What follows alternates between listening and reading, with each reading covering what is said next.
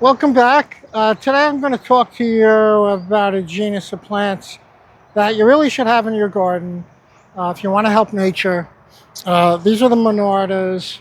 This particular one is Fistulosa. So these are plants that are really important for the native plant garden. There's a couple of moth species that can only use this Fistulosa, Monarda fistulosa, for their caterpillars. And like we've talked before, it's important that we have caterpillars in the landscape because the birds need to feed these caterpillars to their babies. They need thousands of caterpillars to raise one clutch of babies. So it's important to grow plants that are host plants to butterflies and moths. So these are in the mint family, Lamiaceae, I believe. You know, you get a little older, you forget these things. And they do not get eaten by deer and rabbits, or woodchucks for that matter. So this is an excellent plant in the garden.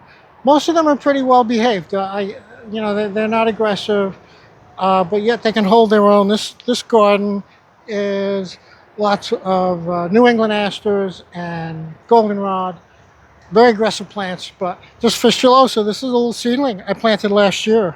Look at it. The thing is amazing, just absolutely beautiful. And butterflies, bees, hummingbirds. Hummingbirds love these. I'm going to show you a little later in this video. Monarda didyma, the scarlet bee balm. The hummingbirds can't get enough of that, you know. And that one does spread a little bit, but it's not too aggressive. It's definitely controllable, you know. And you know, if it goes places you don't want it, you dig it up and you give it to your neighbors or move it somewhere else in the garden, you know. So these are great plants. So we're going to do a little video on Monarda. I grow three species here. I grow this Fistulosa. I grow didyma, the scarlet Monarda, and I grow punctata, spotted bee balm, I think is a common name. They're all beautiful. It's the end of July. They're all in bloom, full bloom right now. And you can really help the planet by growing this plant. Look at this little bumblebee right here. Bumblebees love them. Who is this? This is a brown-belted bumblebee. A common bumblebee here, but all our bumblebees are in trouble. So we need to help all the bumblebees. So the Monarda family, here comes a little fawn. The deer will not eat them. That fawn will come in here and eat all kinds of stuff, but he won't eat this plant.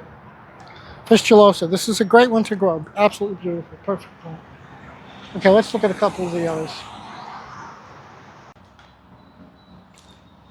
Here is a close-up of these Fistulosa flowers.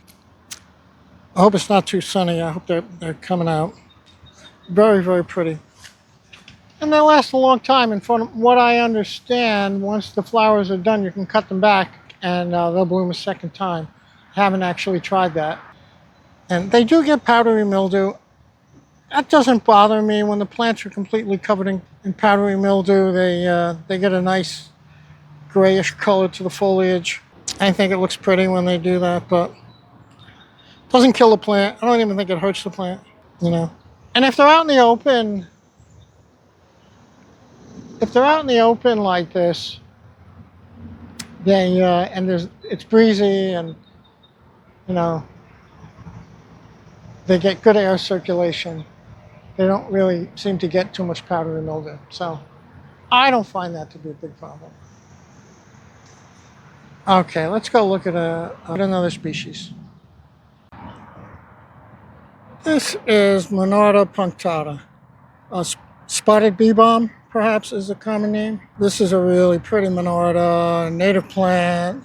So the pink that you see on here are actually bracts, and the yellow inside is the flower. You can get a close-up of that flower.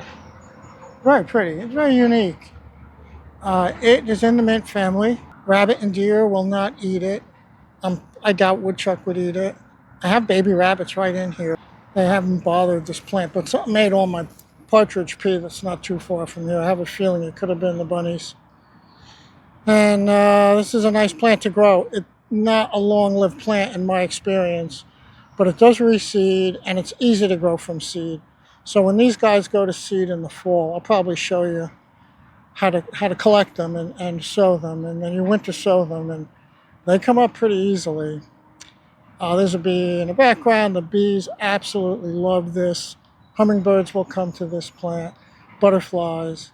So it's a really nice, nice bee balm, and it's good in the garden. It's well behaved. These are seedlings from last year, and there's only, I think there's 5 plants here. Look at the size of this thing. You know, hopefully it'll survive another year. Some of them last 2 years. I don't know that I've had any last 3 years. We'll see. But very, very pretty plant. Monarda punctata. This is one of the good ones for sure. You know what else I want to mention is that this color, maybe not the flower, but the pink color will last a long time. This will probably still be, this is the middle of July, this will be pink well into the middle of August, maybe even longer. So that's another good feature of this plant. It's a nice plant.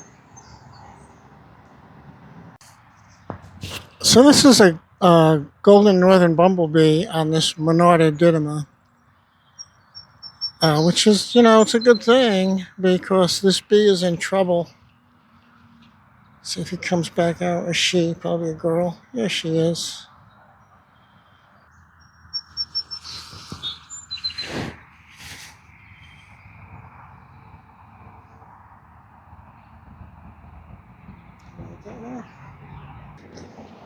Okay, so this is Monarda didyma. This is scarlet bee balm. So I've been told this isn't native to New Jersey. I went on Bonap and they show that it is. So I don't know. It's a beautiful plant, and as you just saw, that little golden northern bumblebee is using it, which is important because that's a species that's in serious decline. And I'm surprised we don't have a hummingbird here right now, because this hummingbird hits this guy 10 times a day, you know. This is the perfect hummingbird pollinated plant. You know, these flowers are kind of long and tubular, and that's just what the doctor ordered for hummingbirds. They stick their long bill and their long tongue down in there and get the nectar.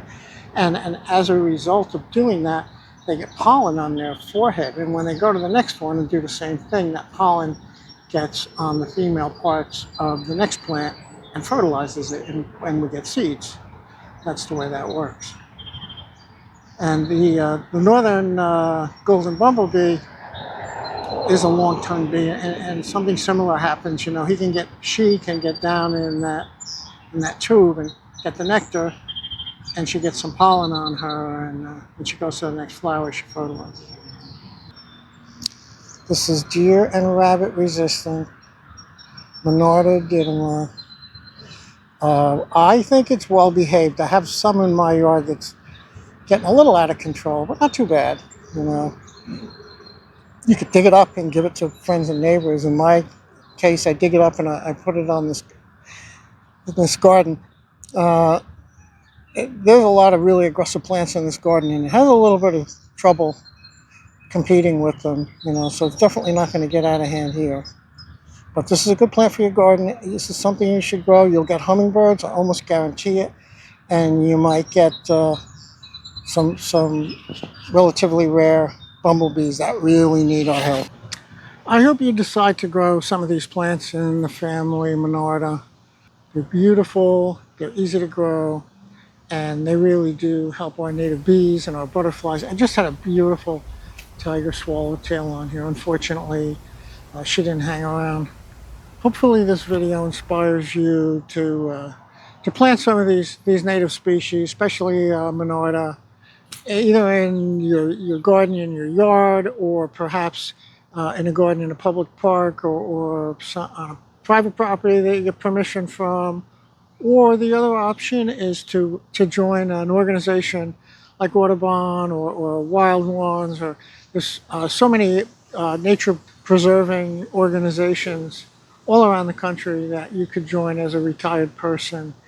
And, you know, you'll be doing something for the environment, preserving some of this natural world for future generations, even if we're not around to enjoy it.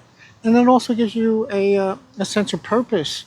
You know, you'll feel like you're actually doing something that matters.